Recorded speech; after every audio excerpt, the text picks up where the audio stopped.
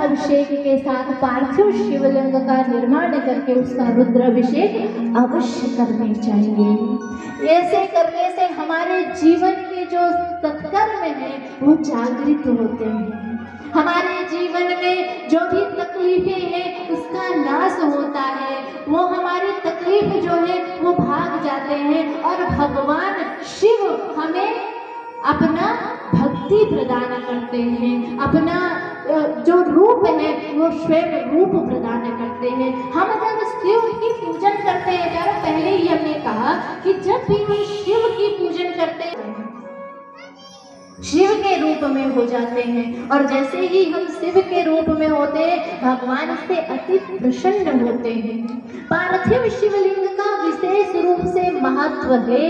पार्थिव शिवलिंग कलयुग में पार्थिव शिवलिंग का विशेष महत्व बताया गया कि यदि कोई व्यक्ति पार्थिव शिवलिंग निर्माण करके भगवान शिव की आराधना करता है उसके साथ वो शिव धाम आनंद धाम को प्राप्त करता है।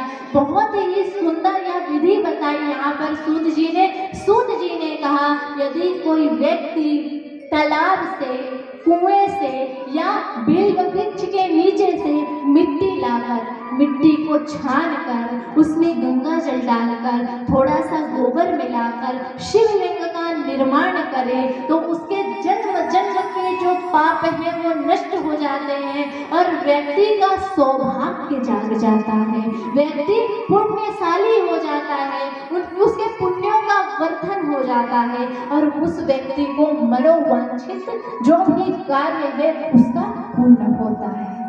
किसी भी प्रकार की मनोकामना को पूर्ण करने के लिए, चाहे आपको भोग चाहिए, चाहे आपको मुक्ति चाहिए, चाहे आप का निर्माण करके पूजन करनी चाहिए।